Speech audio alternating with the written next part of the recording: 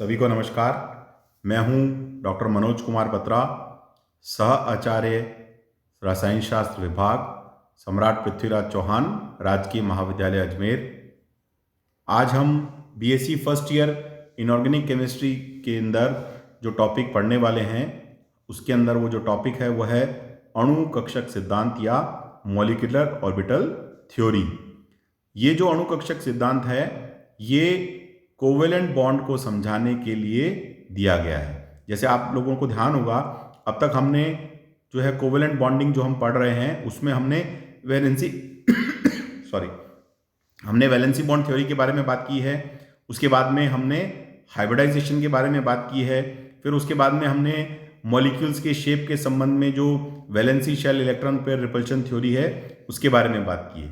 अब हम उसी जो टॉपिक है उसके अंदर आगे बढ़ते हुए, यानी जो है कोवेलेंट बॉन्डिंग के अंदर हम आगे बात करते हैं मॉलिक्यूलर ऑर्बिटल थ्योरी के संबंध में। क्योंकि ये आज हमारा पहला लेक्चर है, इसलिए ये है लेक्चर नंबर 1, MOT 1,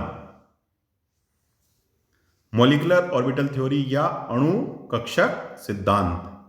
सहसंयोजक बंध के संबंध में एक बहुत ही महत्वपूर्ण सिद्धांत, बहुत ही इंपॉर्टेंट जो प्रिंसिपल है वो हकल, हुंड एवं मुलिकन के द्वारा प्रतिपादित किया गया। तो who gave this theory? The molecular orbital theory has been proposed by Huckel, Hund and Mulliken, जिसे आणविक कक्षक सिद्धांत कहते हैं, which is known as molecular orbital theory, या जिसको अपन शॉर्ट में MOT भी लिखते हैं। इसके आधार पर कई सहसंयोजक अणुओं की व्याख्या सफलतापूर्वक की जा सकती है।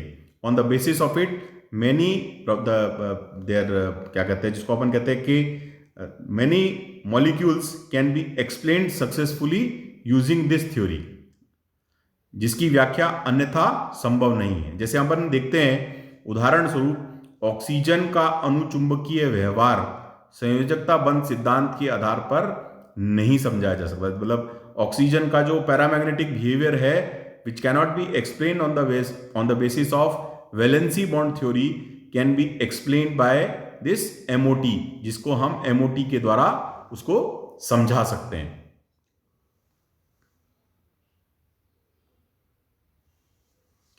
यह सिद्धांत मुख्य रूप से इस धारणा पर आधारित है कि इलेक्ट्रॉन परमाणु एवं अणु दोनों में बिल्कुल समान रूप से व्यवहार करते हैं। तो जो बिहेवियर ऑफ इलेक्ट्रॉन है वो परमाणु में यानी एटम में और मॉलिक्यूल में सेम होता है।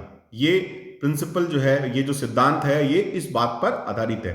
This molecular orbital theory is based on the fact that the behaviour of electron in atom and the molecule remains same, और it behaves in a equivalent manner either in the atom और in the molecule. एक परमाणु में electron परमाणुीय कक्षक में रहते हैं एवं उस परमाणु में एक नाभिक द्वारा आकर्षित होते हैं। तो देखिए, एटम के अंदर हम बात करते हैं, जो इलेक्ट्रॉन्स होते हैं वो किस में रहते हैं? एटॉमिक ऑर्बिटल्स में रहते हैं। और उनको कौन अट्रैक्ट करता है या वो किससे अट्रैक्टेड होते हैं? वो न्यूक्लियस से अट्रैक्टेड होते हैं। जबकि एक अणु में उपस्थित सभी परमाणु के इलेक्ट्रॉन संयुक्त रूप से उन सभी परमाणुओं के नाभिक द्वारा आकर्षित रहते हैं। जबकि हम मॉलिक्यूल की बात करें तो मॉलिक्यूल में जितने भी इलेक्ट्रॉन्स हैं उनके इलेक्ट्रॉन्स जो हैं वो न्यूक्लियस से अट्रैक्टेड रहते हैं। यह धारणा केवल बाह्यतम संयोजकता कोश यानी आउटर मोस्ट वैलेंसी शेल के इलेक्ट्रॉन पर ही लागू होती है। भीतर के कोशों के इलेक्ट्रॉन तो अपने अपने नाभिक के नियंत्रण में होते हैं। मतलब ये जो कॉन्सेप्ट जिसकी हम बात कर रहे हैं कि किसी एक मॉलिक्यूल के अंदर, है ना, जितने भी इलेक्ट्रॉन्स होते हैं वो इलेक्ट्रॉन्स उसके न्यूक्लियस से अट्रैक्टेड होंगे। ये जो कॉन्सेप्ट है, ये कॉन्सेप्ट केवल वैलेंसी शेल के लिए ही लागू होता है, ये सारे शेल के इलेक्ट्रॉन्स के लिए लागू नहीं होता। ये बात जो है हमें इसमें समझने की है। एक नाभिक से संबद्ध कक्षक यानी the orbital which is associated with the nucleus, अर्थात एक केंद्रीय कक्षक यानी मोनोसेंट्रिक ऑर्बिटल को परमाणुीय कक्षक या एटॉमिक ऑर्बिटल कहते हैं। तो मतलब orbital which is associated with the nucleus is known as monocentric orbital, and it is also which is a monocentric orbital and it is known as atomic orbital। जब दो अथवा अधिक परमाणुीय कक्षक मिलते हैं तो वे उतने ही आणविक कक्षकों का यानी मॉलिक्यूलर ऑर्बिटल्स का निर्माण करते हैं। जब दो एटॉमिक ऑर्बिटल्स मिलेंगे तो मान लीजिए दो मिल रहे हैं तो उतनी ही संख्या में मॉलिक्यूलर ऑर्बिटल्स या आणविक कक्षकों का निर्माण करते हैं जो बहुकेंद्रित यानी पॉलीसेंट्रिक होते हैं, अर्थात वे एक से अधिक नाभिकों के साथ में संबद्ध रहते हैं। What is polycentric? Polycentric means those molecular orbitals which are associated with more than one nucleus are known as polycentric orbitals. उनको हम बहुकेंद्रीय कक्षक कहते हैं। अब हम इसके बारे में बात करते हैं कि जो मॉलिक्यूलर ऑर्बिटल थ्योरी है उसके कौन कौन से बेसिक प्रिंसिपल्स हैं, उसके नियम जो है वो क्या क्या हैं। तो परमाणुीय कक्षकों का आपस में मिलकर आणविक कक्षक यानी मॉलिक्यूलर ऑर्बिटल बनाने में निम्न नियमों का पालन होता है। When atomic orbitals they mix together and they form molecular orbital, the following principles are followed या उनका पालन होता है। पहला है, जितने परमाणु कक्षक अतिव्यापन में भाग लेते हैं उतने ही अणु कक्षक बनते हैं, यानी कि the number of molecular orbitals which are formed are in equivalence with the number of participating atomic orbitals in the process of overlapping. यानी जितने परमाणु कक्षक अतिव्यापन में भाग लेते हैं, जितने भी परमाणुीय कक्षक, जितनी संख्या में परमाणुीय कक्षक अतिव्यापन में भाग लेते हैं उतनी ही संख्या में अणु कक्षकों का निर्माण होता है। ये बात जो है वो हमें ध्यान रखने की है। सेकंड रूल क्या है? अतिव्यापन में भाग लेने वाले कक्षक लगभग समान ऊर्जा वाले होते हैं। The orbitals which are taking part और which are undertaking the process of overlapping, they should have almost the same energy। जिनकी ऊर्जा जो है वो लगभग समान होती है या होनी चाहिए। तीसरा रूल क्या है? अतिव्यापन करने वाले परमाणु कक्षकों में ऊर्जा का अंतर बंध की आयनिक प्रकृति को दर्शाता है। That means if